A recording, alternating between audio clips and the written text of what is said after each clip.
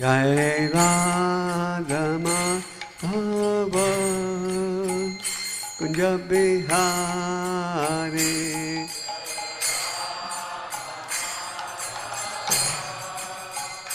यह प्रवचन श्रीमद् भागवतम के स्कंद 1 अध्याय 16 श्लोक संख्या 9 पर नई दिल्ली के श्री श्री राधा पार्थसारथी मंदिर में श्रील गोपाल कृष्ण गोस्वामी महाराज द्वारा दिया गया।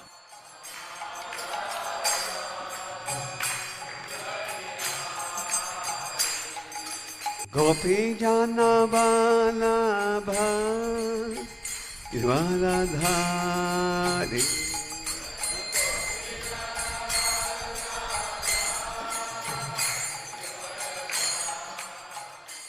ओम नमो भगवते वासुदेवाय।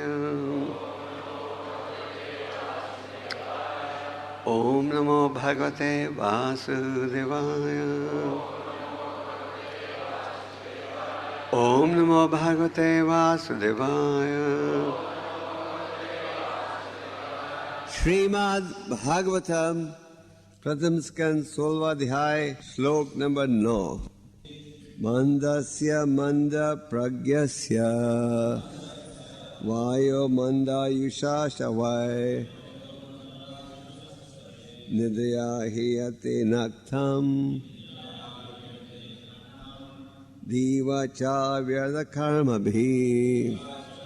ओम ज्ञानतिमिरान्धस्य ज्ञानाञ्जनशलाकया चक्षुरुन्मीलितं येन तस्मै श्री गुरवे नमः। श्रीचैतन्यमनोभीष्टं स्थापितं येन भूतले स्वयं रूप कदा मह्यं ददाति स्वापदान्तिकं। वन्देऽहं श्रीगुरु श्रीयुतापदकमलं श्रीगुरुन् वैष्णवंश्च श्रीरूपं सगणं तन्विदं तं सजीवं सद्वैतं सवधूतं परिजनसहितं कृष्ण चैतन्य देवं श्रीराधा कृष्ण पदान् सहगना ललिता श्री विशाखान्वितं च। हे कृष्णा करुणा सिंधु दीनबंधु जगतपते गोपेशा गोपिका कांत राधा कांत नमोस्तुते। तप्ता कांचन गौरांगी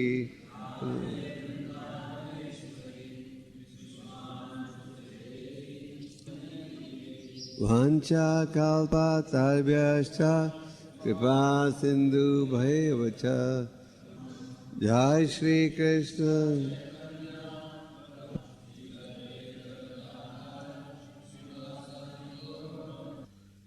मंदस्य मंद प्रज्ञस्य वायुमंदायुषाश्च वै निद्रया ह्रियते नक्तं दीवचा व्यर्थ कर्मभिः।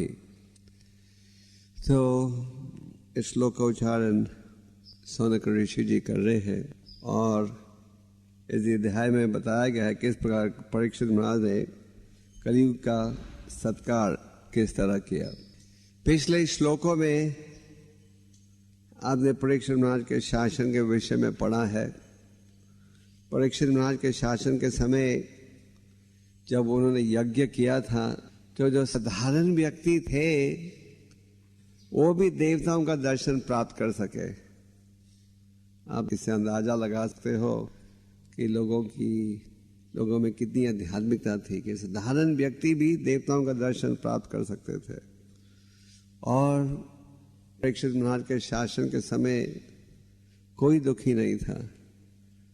और जब परीक्षित महाराज ने देखा कि एक दुष्ट व्यक्ति ने राजा के वस्त्र ग्रहण करके एक गाय और बैल को चोट लगा रहा था, मार रहा था, तो एकदम क्रोधित हो गए और उन्होंने उनसे अपने राज्य से बाहर कर दिया। तो ये है राजा का इस प्रकार का शासन होना चाहिए नेता के द्वारा।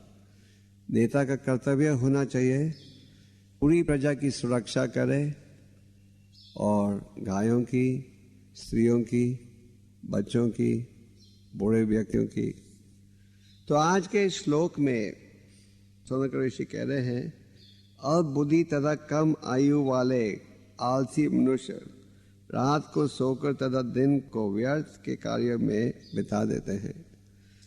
इसी प्रकार का विचार भागवतम के दूसरे श्लोकों में भी प्रस्तुत किया गया है, जहाँ कहा जा रहा है कि जो कम बुद्धि के व्यक्ति हैं, उनकी कमजोर बुद्धि है, वो अपना सारा समय बिता देते हैं सोने में और इंद्रिय तृप्ति के कार्यों में। तो ये सच है। आज आप देख सकते हो कि जो कलियुग की प्रजा है, उनका सारा समय बीत जाता है भौतिक कार्यों में, और इसी विचार को भागवतम के प्रथम स्कंद और दूसरे स्कंद में भी प्रस्तुत किया गया है, इसी प्रकार के विचार को। उदाहरण के लिए कलियुग के प्रजा के लक्षणों के विषय में कहा गया है, प्रयीनोपैषा सभ्य कलवस्मिन् युगे जनः मंद सुमंद मते मंद्य भागै उपादरतः। कहा गया है प्रथम स्कंद के प्रथम अध्याय में कि जो कलियुग की प्रजा है, उनकी आयु दिन पे दिन कम होते जाएगी। वो झगड़ेलू होंगे, आलसी और दुर्भाग्यशाली, और हमेशा विचलित रहेंगे। तो सौनक ऋषि कह रहे हैं इस आज के श्लोक में कि कलियुग की जो प्रजा है, जो परीक्षित महाराज के कलियुग की जो प्रजा है, वो आलसी होगी, उनका सारा समय जो है बिताया जाएगा इंद्रिय तृप्ति के कार्यों में। इसी भाव को भागवतम के दूसरे स्कंद में भी प्रस्तुत किया गया है, बिल्कुल इसी प्रकार का भाव। दूसरे स्कंद के प्रथम अध्याय में निद्रया हिरियंते नक्तम व्यावैना छावया दीव चलते है राजन कुटुंब भरने नवे। तो वहाँ कहा गया है शुक्रदेव गोस्वामी जी के द्वारा कि जो भौतिकवादी व्यक्ति हैं, दिन के समय तो उनको यही चिंता रहती है कि कहाँ से पैसा आएगा, पैसा कहाँ से कमाया जाए, किस लिए कुटुंब खानदान की देखभाल करनी है। और रात के समय उनका समय बिताया जाता है इंद्रिय तृप्ति जैसे विचारों में। इसीलिए प्रभुपाद जी इस श्लोक के तात्पर्य में कह रहे हैं, जो कम बुद्धि के व्यक्ति हैं, उन्हें इस मनुष्य जीवन का महत्व के विषय में कुछ ज्ञान नहीं है। दूसरे शब्दों में जो कम बुद्धि के व्यक्ति हैं, वो ये समझ नहीं पाते कि मनुष्य जीवन बहुत ही दुर्लभ है, मनुष्य जीवन बहुत ही कठिनाई के साथ प्राप्त होता है। अनेक महाविद्यालय हैं, पाठशालाएं हैं हर कोने में, और शायद ही किसी स्थान में ये शिक्षा दी जा रही है कि मनुष्य जीवन बहुत ही दुर्लभ है। इसलिए वेदांत सूत्र के आरंभ में क्या कहा गया है, अथातो ब्रह्म जिज्ञासा। अब ये मनुष्य जीवन प्राप्त हुआ है, इसके द्वारा परम भगवान के साथ संबंध जोड़ने का प्रयास करो। आगे इस तात्पर्य में प्रभुपाद जी कह रहे हैं कि मनुष्य जीवन जो है ये खास देन है, और किस लिए प्राप्त होता है कि आप इसका सदुपयोग करो और दुरुपयोग नहीं। और आज देखा क्या जाता है, इस विषय को समझ ही नहीं पाते। इसीलिए परम भगवान ने कहा है प्रचार की आवश्यकता है। इसीलिए भगवद गीता के 18वें अध्याय में भगवान ने कहा है कि सब भक्तों में सबसे प्रिय कौन है, जो मेरा प्रचार करता है, उससे ज्यादा प्रिय ना कोई हुआ है ना होगा। श्रीमद् भागवतम के 4 स्कंद में नारद मुनि जी की शिक्षा प्राप्त होती है प्रचेतस को, और नारद मुनि जी ने प्रचेतस को कहा, दयाया सर्वभूतेषु संतुष्ट येन कीनवा सर्वनिंद्योपाश्यंत्य च तुष्याद यशु जनार्दन। उन्होंने कहा कि अगर आप परम भगवान जनार्दन को संतुष्ट करना चाहते हो तो सबसे पहले दया प्रस्तुत करनी चाहिए। वैष्णव जो है कहा गया है वो परा दुख दुखी है। परा दुख दुखी का अर्थ है जब वो दूसरों को दुखी देखता है, जब वो देखता है कि दूसरे व्यक्ति भौतिक कार्य में जुड़े हैं तो उसे इसके द्वारा दुख पहुंचता है और वो यही सोचता है किस प्रकार उनका उद्धार किया जाए, क्योंकि वो देख रहा है कि लोग इस मनुष्य जीवन का दुरुपयोग कर रहे हैं। जैसे कि प्रहलाद महाराज जी ने कहा कि जब मैं देखता हूं कि किस प्रकार भौतिकवादी व्यक्ति दुख की स्थिति को सुख में बदलने का प्रयास कर रहे हैं, ये देखकर मुझे अत्यंत शोक दुख पहुंच रहा है। प्रहलाद महाराज जी ने यह भी कहा कि हे भगवान, मुझे अपने विषय में चिंता नहीं है, ना ही मैं पहाड़ों में जाना चाहता हूं ना जंगलों में। तो प्रहलाद महाराज ने अपने उदाहरण द्वारा, अपने भाव द्वारा हम सब वैष्णव को शिक्षा दी है कि किस प्रकार का विचार हमें भी अनुकूल करना चाहिए। जबकि कपिलदेव भगवान ने साधु के लक्षणों की चर्चा की उनकी माता देवहूति से, तो उन्होंने क्या कहा? तितिक्षवा करुणिकहा। करुणिकहा का अर्थ है दया की भावना होनी चाहिए भक्त में। तो प्रभुपाद जी तात्पर्य में कह रहे हैं कि भौतिकवादी व्यक्ति इस दुर्लभ मनुष्य जीवन का दुरुपयोग करते हैं, सुबह से रात तक जुड़े रहते हैं किन कार्यों में? इंद्रिय तृप्ति के कार्यों में। दिन का समय बीत जाता है इस खोज में, कहाँ है धन, कहाँ है धन, कहाँ है धन।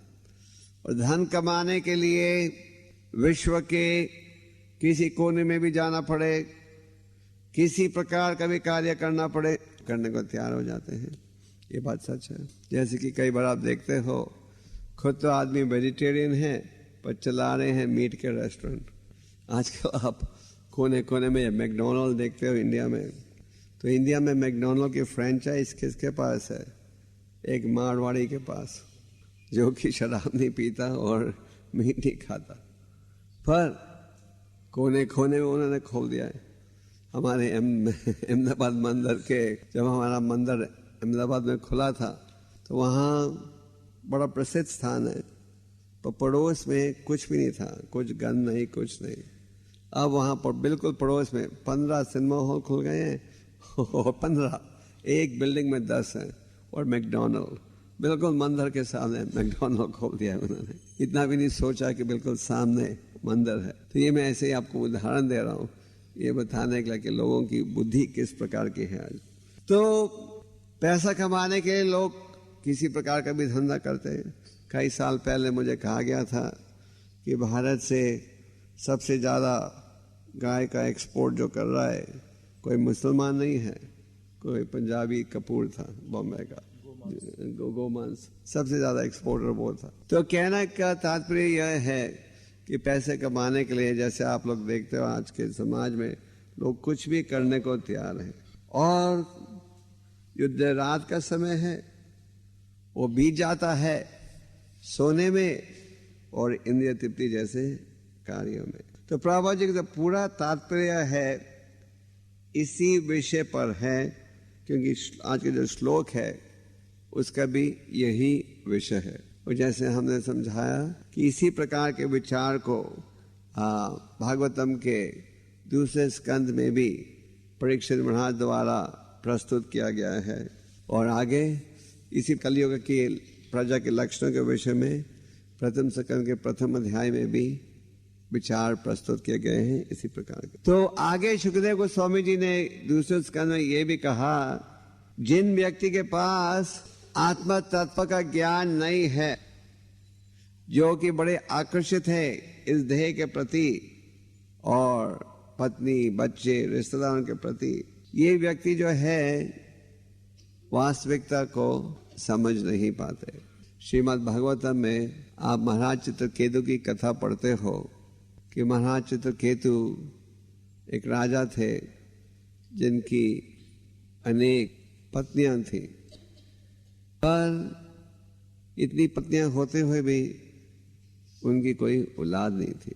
तो एक समय एक संत आए उनके महल में, अंगिरा मुनि, और उस संत ने देखा चित्रकेतु के चेहरे को और वो समझ गए कि राजा इतना संतुष्ट नहीं है।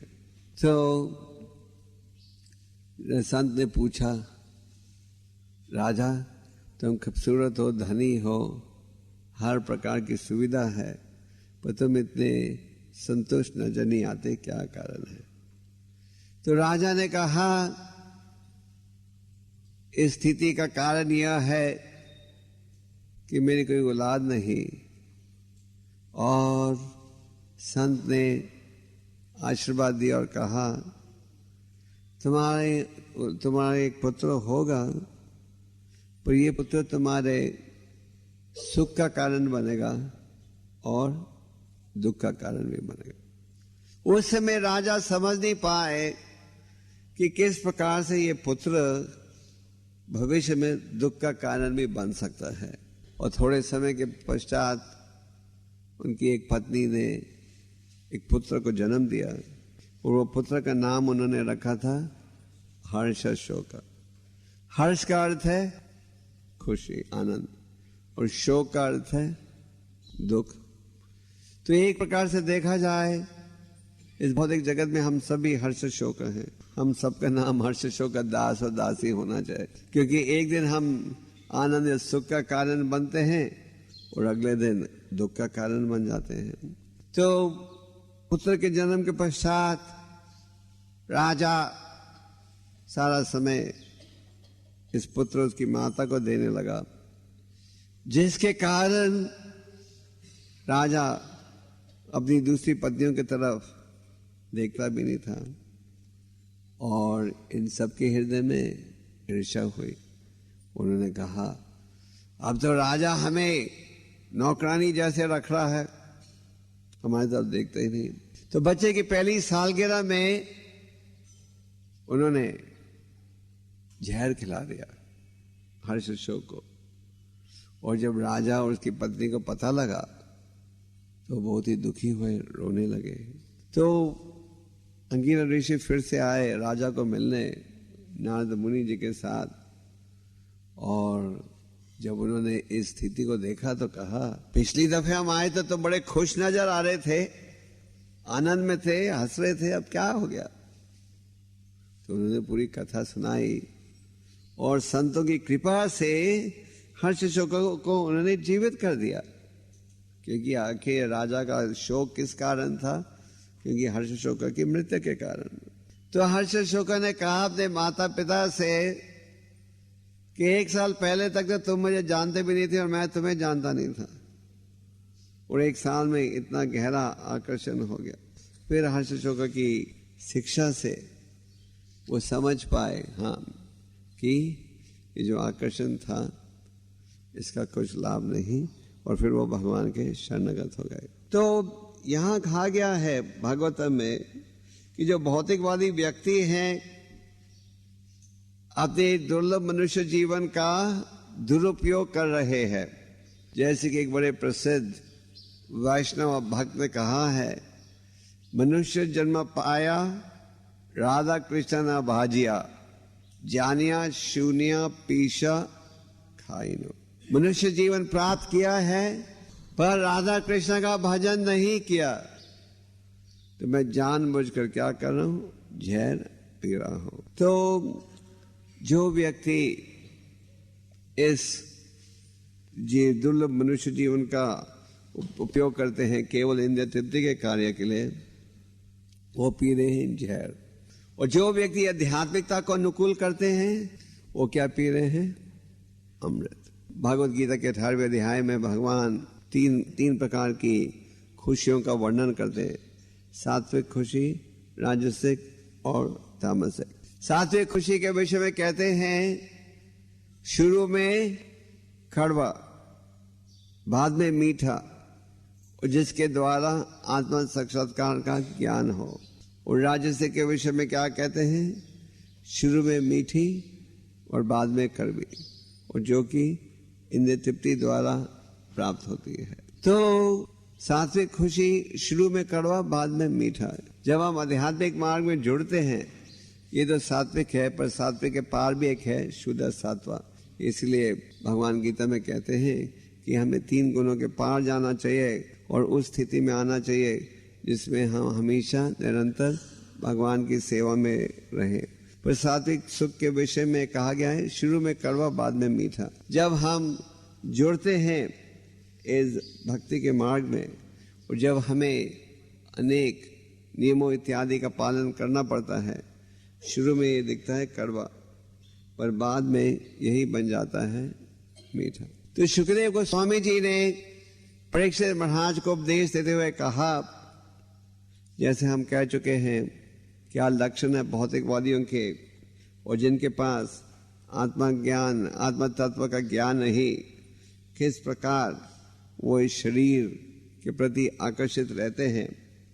पर आगे परीक्षित महाराज को सुखदेव गोस्वामी जी ने उपाय भी दिया है कि इस स्थिति से निकलने के लिए क्या करना चाहिए। परीक्षित महाराज ने कहा, सुखदेव गोस्वामी जी ने कहा कि जो व्यक्ति इस कठिन स्थिति से निकलना चाहे, जो इस स्थिति से छुटकारा प्राप्त करना चाहे, उसे क्या करना चाहिए?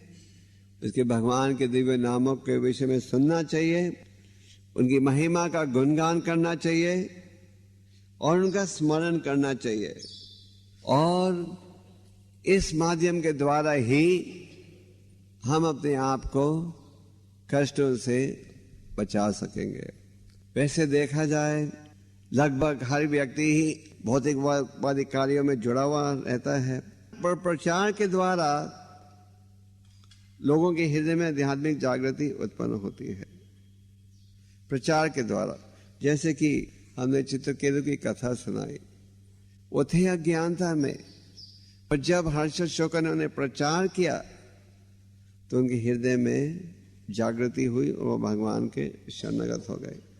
प्रभुपाद जी ने इस संस्था की स्थापना की और उनके प्रचार के द्वारा अनेक व्यक्तियों का सुधार हुआ, उद्धार हुआ। और आप आगे देख रहे हो, उनके प्रतिनिधि जब जाकर प्रचार करते हैं तो उनके प्रचार द्वारा भी जो अज्ञानता की स्थिति में है वो जाग रहे हैं, वो समझ पा रहे हैं कि जीवन का क्या लक्ष्य होना चाहिए। इसलिए प्रचार की आवश्यकता है। प्रचार द्वारा आप पापी से पापी व्यक्ति का भी उद्धार कर सकते हो। जैसे कि प्रभुपाद जी जब प्रचार कर रहे थे, एक समय एक कसाई था, वो भी भक्त बन गया, और व्यक्ति जो कि हर प्रकार के पाप के कार्य में जुड़े थे वो भी भक्त बने। कैसे? प्रचार के द्वारा। तो वैष्णव का विचार क्या रहता है कि लोगों का उद्धार किया जाए। जैसे कि एक समय चैतन्य महाप्रभु हरिदास ठाकुर जी के पास गए थे। वैसे तो महाप्रभु जी रोज जगन्नाथ जी का दर्शन लेकर हरिदास ठाकुर की कुटिया में जाते थे, और चैतन्य महाप्रभु ने हरिदास ठाकुर से, बताओ हरिदास कैसे इन म्लेच्छों का उद्धार होगा? इन यामनों और म्लेच्छों को देखते हुए मुझे अत्यंत दुख पहुंच रहा है, बताओ कैसे इनका उद्धार होगा? तो हरिदास ने क्या कहा? प्रभु चिंता न करिए, हे मेरे प्रभु आप चिंता मत करो, हाँ राम वाले कहे नाम भासे, कि नाम भासे भगवान के नामों का उच्चारण करेंगे अपराधों से बचते हुए, तो इस माध्यम के द्वारा उनका उद्धार होगा। एक भक्त थे चैतन्य महाप्रभु जी के, जिनका नाम था वासुदेव दत्त। थे वो गृहस्थ आश्रम में, छोटी सी आमदन थी और लगभग सारे आमदन को खर्च देते थे वैष्णव की सेवा में। तो वासुदेव दत्त गए चैतन्य महाप्रभु जी के साथ सामने, उन्होंने कहा कि आपसे मैं कुछ मांगना चाहता हूं। तो चैतन्य महाप्रभु जी ने कहा बोलिए क्या चाहिए? मुझे ये वर दो, ये कृपा दो कि मैं सबके पापों का परिणाम भुगत लूं और आप सबका उद्धार कर लो। देखो क्या विचार कह रहे हैं, सबका विचार। भगवान श्री कृष्ण भी कहते हैं कि जो मेरी शरण में आएगा केवल मैं उसकी सुरक्षा करूंगा। तो वासुदेव दत्त ने कहा आप सब प्राणियों का उद्धार कर दो और मुझे सबके पापों का परिणाम भुगतने दो। ये है वैष्णव का विचार, वैष्णव की बुद्धि। आप कहोगे कि स्वामी जी हमारे में तो इतने शुद्ध विचार नहीं है, ये तो वासुदेव दत्ता थे, ये तो प्रहलाद महाराज थे। जैसे कि जब चैतन्य महाप्रभु जी ने हरि चर्चा की तो इन श्लोकों के तात्पर्य में प्रभुपाद जी समझाते हैं, कहते हैं कि जिस प्रकार हरिदास ठाकुर जी ने चैतन्य महाप्रभु जी से कहा कि आप चिंता मत करो, उसी प्रकार हर शिष्य को कहना चाहिए, गुरु और भगवान को, कि आप चिंता मत करो, आप चिंता मत करो। और प्रभुपाद जी आगे समझाते हैं इन श्लोकों के तात्पर्य में। और इसीलिए जो वैष्णव भक्त हैं प्रचार के कार्य में जुड़ते हैं, क्योंकि वो भगवान की चिंता को घटाना चाहते हैं। भगवान चिंतित रहते हैं जब वो देखते हैं कि बद्ध जीव तड़फ रहे हैं इस भौतिक संसार में, जुड़े हुए हैं भौतिक कार्यों में, और वो प्रसन्न होते हैं कि जब वो देखते हैं उनके भक्त प्रयास कर रहे हैं लोगों की अज्ञानता को दूर करने के लिए। इसी विषय पर भगवान ऋषभदेव जी का भी उपदेश है। भागवतम के 5वें स्कंद में हमें ऋषभदेव जी के अनेक श्लोकों द्वारा बड़ा महत्वपूर्ण शिक्षा प्राप्त होती है। तो भगवान ऋषभदेव जी ने कहा कि एक बुद्धिमान व्यक्ति जब देखता है कि कोई अंधा व्यक्ति गलत रास्ते जा रहा है तो वो क्या करता है, उसके हाथ को पकड़कर उसे सीधे रास्ते में डाल देता है कि नहीं। बुद्धिमान व्यक्ति जब देखता है कोई अंधा व्यक्ति गलत रास्ते में जा रहा है तो उसके हाथ को पकड़कर सीधे रास्ते में डाल देता है। इसी प्रकार भगवान ऋषभदेव जी ने कहा कि जो वैष्णव भक्त हैं जब वो देखते हैं अज्ञान व्यक्तियों को गलत कार्य में जुड़े हुए हैं तो उनको प्रचार करके सीधे रास्ते में डालने का प्रयास। तो हमें कभी ये नहीं सोचना चाहिए कि प्रचार का कुछ लाभ नहीं या ग्रंथों के वितरण का कुछ लाभ नहीं। इनके अध्ययन द्वारा हजारों व्यक्तियों का परिवर्तन हुआ है। जैसे कि इस श्लोक और तात्पर्य में बताया जा रहा है, असलियत में यही स्थिति आज समाज में देखा जाए, व्यक्ति व्यस्त है दिन के समय धन कमाने में और रात के समय विश्राम करने में, सोने में और इंद्रिय तृप्ति के कार्यों में जुड़ने के लिए। तो इन लोगों का उद्धार करना है। और उद्धार कैसे होगा? वैष्णव भक्तों के द्वारा, जो कि भगवान के संदेश का वितरण करेंगे, इसी माध्यम द्वारा उनका उद्धार होगा। तो एक और भक्त थे चैतन्य महाप्रभु जी के, जिनका नाम था वासुदेव विप्र। एक तो थे वासुदेव दत्ता, एक थे वासुदेव विप्र। वासुदेव विप्र को कोढ़ की बीमारी थी, इतनी गहरी बीमारी कि कोई उनके निकट भी नहीं आता था। उनके शरीर से, पूरे शरीर में फुंसियां थी और फुंसियों से पस निकल रहा था। अगर वो सड़क के बाएं तरफ में चलते थे तो सब दाएं तरफ चलने लग जाते थे। तो सब उनसे दूर रहते थे।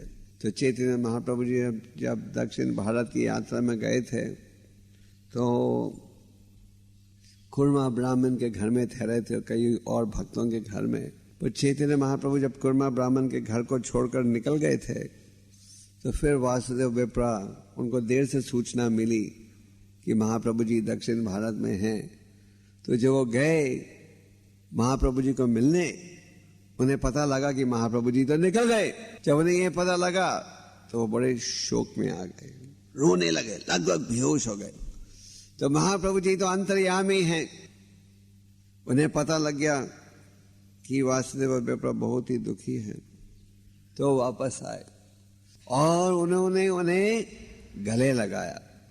जैसे ही उन्हें गले लगाया, जो कोढ़ की बीमारी थी सब एकदम समाप्त हो गई और वासुदेव विप्र बन गए नौजवान युवक, खूबसूरत युवक के समान, इतने खूबसूरत कि वो घबराने लग गए।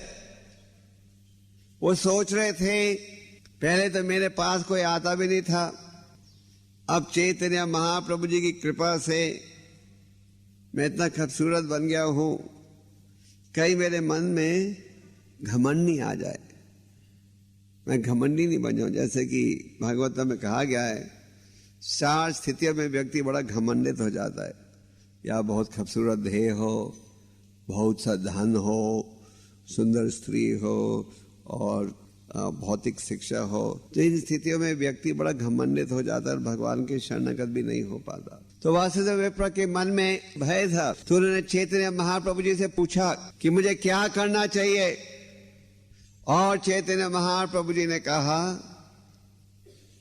कि अगर तुम निर्मलता के साथ रहना चाहते हो तो हरे कृष्णा का जाप करो और हरे कृष्णा की महिमा का उपदेश दो लोगों को, और अगर तुम इन 2 कार्यों को करते रहोगे तो हमेशा निम्रता से रहोगे और घमंड नहीं आएगा मन में। तो प्रभुपाद जी फिर तात्पर्य में कहते हैं कि अंतर्राष्ट्रीय कृष्ण भावनामृत संघ के जो भक्त हैं वो भी पहले एक समय वासुदेव विप्र के समान ही थे। अब चैतन्य महाप्रभु जी की कृपा से सबका जीवन सुधर रहा है। तो सब भक्तों का यह कर्तव्य बनता है क्या कि हरि नाम का जप करें और हरि नाम की महिमा का उपदेश दूसरे को दें। अगर हम केवल जबानी लोगों को हरि नाम की महिमा का उपदेश दें, सुनेंगे और भूल जाएंगे, पर जब आप उनको ग्रंथ देते हो और अगर वो उन ग्रंथों को पढ़े फिर वो नहीं भूलेंगे, क्योंकि इन ग्रंथों में एक तो भगवान की वाणी है और साथ में भगवान के भक्तों का भी उपदेश है तात्पर्य के रूप में। कई बार लोग हमें कहते हैं आप केवल गीता क्यों नहीं छापते श्लोकों के साथ और अनुवाद के साथ, है ना। और कई बार लोग कहते हैं अगर वैसी गीता छापोगे तो बहुत बिकेगी तात्पर्य के बिना।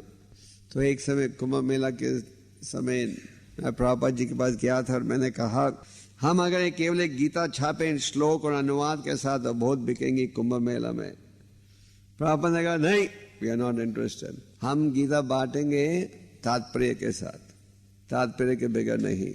जब प्रभुपाद जी शुरू में अमेरिका गए थे तो उनकी पहली गीता प्रकाशित की थी एक मैकमिलन पब्लिशिंग हाउस ने, शायद आप में से कईयों ने देखी हो वो गीता। वो ब्लू कलर की थी, उसमें संस्कृत नहीं था, शब्द अर्थ नहीं था, और जो प्रभुपाद जी के तात्पर्य थे वो भी एब्रिड्ज थे, मतलब कि तात्पर्य को उन्होंने निचोड़ कर बहुत छोटा बना दिया था और कई श्लोकों के तात्पर्य को बिल्कुल काट दिया था, क्योंकि मैकमिलन ने कहा कोई गीता पढ़ेगा नहीं अमेरिका में, उनको चाहिए थी कि 300 पेज की गीता निकले। तो उन दिनों में प्रभुपाद के पास सुविधा नहीं थी गीता छापने की, तो वो मान गए। पर जैसे ही सुविधा हुई प्रभुपाद जी ने मैकमिलन द्वारा और फिर भक्तिवेदांत बुक ट्रस्ट द्वारा गीता छापी इन तात्पर्यों के साथ, क्योंकि तात्पर्यों में संतों द्वारा व्याख्या है। पिछले हफ्ते में जा रहा था बॉम्बे से सूरत, तो कंडक्टर जी आए बात करने का, कहने लगे आप इस्कॉन से हो? मैंने कहा हाँ। तो कहने लगे मैंने कम से कम 40 अलग गीता पढ़ी हैं, पर जो प्रभाव भक्तिवेदांत स्वामी जी की गीता में के द्वारा हुआ है वो दूसरों के द्वारा नहीं हुआ। आगे उन्होंने कहा कि जब मैं तात्पर्य पढ़ता हूँ तो भगवान का जो भाव है वो मुझे बड़ी अच्छी तरह समझ आ जाता है। तो इस प्रकार के लाखों उदाहरण हैं सारे विश्व में, ये तो एक ही उदाहरण है जो मैंने आपको सुनाया, लाखों उदाहरण हैं। तो जब लोगों को मौका मिलता है भगवान की वाणी और संतों के तात्पर्य को पढ़ने का, तो इसका बड़ा गहरा परिवर्तन पड़ता है।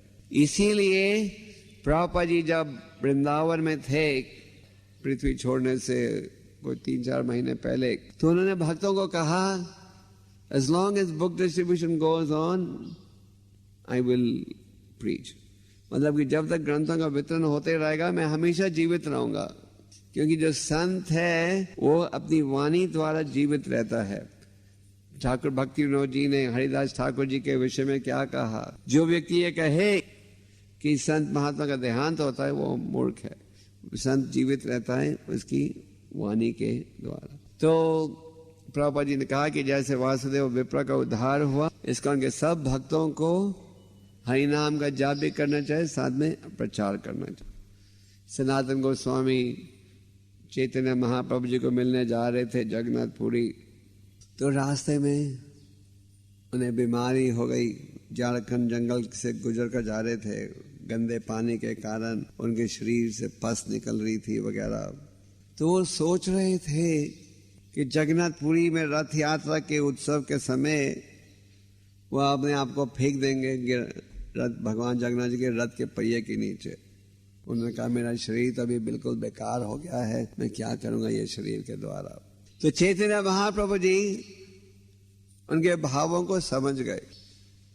तो चैतन्य महाप्रभु जी ने कहा ये शरीर तुम्हारा नहीं है, ये मेरा है, और इस शरीर के द्वारा मैंने धर्म के नियमों की स्थापना करनी है। तो हम सब का जो ध्येय है इसका हमने उपयोग करना है, किस लिए? धर्म के नियमों की स्थापना के लिए। ये हम सब भक्तों का विचार रहना चाहिए कि ये जो ध्येय हमें प्राप्त हुआ है, जो हमारा सौभाग्य है कि भक्ति का ज्ञान प्राप्त हुआ है, हमने इसका उपयोग करना है किस लिए? धर्म की शिक्षा की स्थापना के लिए। जो संत हैं वो एक स्थान से दूसरे स्थान जाते हैं किस लिए? भगवान का उपदेश देने के लिए। तो हम सब में प्रचार के लिए उत्साह रहना चाहिए। इसीलिए प्रभुपाद जी ने हमें वो मंत्र भी दिए। प्रभुपाद जी ने वैसे कई मंत्र दिए, सबसे प्रसिद्ध तो दिया हरे कृष्ण मंत्र, पर आगे प्रभुपाद जी ने एक और मंत्र दिया। क्या? सब व्हाट इज द नेक्स्ट? कौन सा मंत्र? सब प्रकार के सेवा में सबसे प्रसिद्ध सेवा क्या है? Preaching is the essence. तो प्रचार का आधार क्या है? बुक्स आदि बेसिस। प्रचार होना चाहिए शास्त्र पर आधारित। ऐसे तो कई लोग प्रचार कर रहे हैं भारत में, है कि नहीं? कई लोग प्रचार करते हैं, इस प्रचार में लाखों लोग, हजारों लोग सुनने आते हैं, पर वो जो शिक्षा दे रहे हैं ग्रंथों पर निर्भर नहीं होती। तो इसलिए प्रभुपाद जी ने कहा प्रचार सबसे महत्वपूर्ण है और बुक्स आर द बेसिस। प्रचार निर्भर होना चाहिए ग्रंथों पर कई बार हम देखते हैं कि कईयों में प्रचार के लिए उत्साह रहता है, कईयों में नहीं रहता। सच बात है।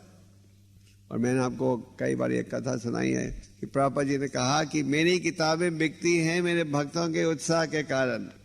और ये आप सबका अनुभव होगा कि जब आप बड़े उत्साह के साथ जाते हो प्रचार करने के लिए, तो क्या देखते हो? दूसरा व्यक्ति भी बड़े उत्साह से ही आपका स्वागत करता है। और अगर किसी ने स्वागत नहीं भी किया, कुछ घबराने की बात नहीं। आखिर जब चैतन्य महाप्रभु जी ने नवद्वीप में अपना प्रचार का आंदोलन आरंभ किया था और उन्होंने नित्यानंद और हरिदास ठाकुर को बोला जाओ घर घर नवद्वीप में हर घर में जाके प्रचार करो, तो चैतन्य भागवत में कहा गया है कई घरों में तो ब्राह्मणों के घरों में नित्यानंद जी और हरिदास जी का बड़ा अच्छा स्वागत होता था। कहते थे आओ आओ बैठो बैठो। पर कई कहते थे जासूस आ गए, ये दो जासूस हैं, ये आ रहे हैं हमारे घर में देखने के लिए कि अंदर क्या है, फिर बाद में चुराने के लिए आएंगे। जैसे जब प्रभुपाद जी पहली बार आए थे भारत में अपने विदेशी भक्तों के साथ, तो भारत में कई लोग कहने लगे ये CIA एजेंट हैं सब, मतलब जासूस हैं, भारत में आ रहे हैं जासूसी करने के लिए। और जब नित्यानंद जी प्रचार कर रहे थे, कईयों ने स्वागत किया, कईयों ने कहा जासूस हैं, और कई तो अंदर आने ही नहीं देते थे। कईयों ने अंदर आने ही नहीं दिया, नित्यानंद और हरिदास ठाकुर को भी। तो जब नित्यानंद और हरिदास ठाकुर की बेइज्जती हो सकती है, तो आपकी और हमारी क्या स्थिति है? तो अगर आप प्रचार करने जाते हो और कोई आपकी बेइज्जती कर दे, कोई कहे नहीं नहीं नहीं आपसे बात करने का समय नहीं है, हमारी इस विषय में कोई रुचि नहीं है, कुछ अपराध महसूस करने की आवश्यकता नहीं है, क्योंकि प्रचारक को तो हर स्थिति का, हर स्थिति को समानता के साथ स्वीकार करना चाहिए। कई स्वागत करेंगे, कई आपकी बेइज्जती करेंगे, कई आपको अंदर भी नहीं आने देंगे। तो जब ऐसी स्थिति में हो तो यही याद करना क्या कि नित्यानंद और हरिदास ठाकुर के साथ भी इसी प्रकार का व्यवहार हुआ था आज से 500 साल पहले नवद्वीप में। तो जब इस प्रकार का व्यवहार उनके साथ हो सकता है तो हमारे साथ हो, तो इसमें क्या आश्चर्य की बात। प्रहलाद महाराज को इतना कष्ट क्यों भुगतना पड़ा? केवल क्योंकि वो प्रचार कर रहे थे और उनका आकर्षण था परम भगवान के प्रति। अगर वो प्रचार बंद कर देते, जब हिरण्यकशिपु को सूचना मिलती थी कि प्रहलाद के सारे मित्र भक्त बन गए हैं, तो वो तो बहुत ही क्रोधित हो जाते थे। फिर वो संत मार्ग का जो 2 अध्यापक थे प्रहलाद के, उनको बुलाते थे, कहते थे क्या कर रहे हो तुम लोग? मैं तुम्हें दिन रात शिक्षा दे रहा हूँ कि तुम प्रहलाद को, विष्णु को बुलाओ। तुम्हारे सारे साथियों को उसने भक्त बना दिया। तो उनके पिता को और भी गुस्सा आता था और भी प्रहलाद को दंड भुगतना पड़ता था, पर प्रचार के लिए उन्होंने स्वीकार किया। तो चैतन्य महाप्रभु जी ने सनातन गोस्वामी को कहा कि तुम ये ध्येय तुम्हारा नहीं है, ये ध्येय मेरा है। इस ध्येय के द्वारा मैंने क्या करना है? धर्म के नियमों की स्थापना करनी है। तो आज के श्लोक में सौनक ऋषि कह रहे हैं कि कलियुग की जो प्रजा है आलसी है, कम बुद्धि की है और जो आयु है वो भी कम है। आप कहोगे हमारे वैज्ञानिक कह रहे हैं कि हमारी आयु तो दिन पे दिन बढ़ते जा रही है। सतयुग में लोगों की अवधि थी क्या? 1 लाख साल। त्रेता युग में 10 गुना कम, 10,000 साल। द्वापर युग में और 10 गुना कम, 1,000 साल। और कलयुग में क्या है? ज्यादा से ज्यादा 100 भी बहुत ज्यादा है। 80 साल के बाद आदमी लगभग निकम्मा हो जाता है 90 साल के बाद तो बिल्कुल निकम्मा है कि नहीं? मैंने बहुत कम व्यक्ति देखे हैं आज के वातावरण में जो 90 साल के और भागा दौड़ी कर रहे हैं। बेशक वो जीवित भी हो तो क्या बिस्तर के साथ चिपके हुए होते हैं ना, कुछ शक्ति नहीं। और कलयुग की भविष्यवाणी यह है कि 30 साल के व्यक्ति को बूढ़ा माना जाएगा समय के साथ, और 3 फुट व्यक्ति को लंबू माना जाएगा ये भी कलयुग में आएगा। इसलिए भागवत में कहा गया कि हर दिन के बीतने के साथ सत्यता, धर्म, ये सब कम होते जाएगा। तो इसका क्या संदेश क्या है? हमें बड़ी गंभीरता से कृष्ण भक्ति को स्वीकार करना चाहिए और जो भक्ति के प्रतिकूल है उसे त्यागना चाहिए। और जो भक्ति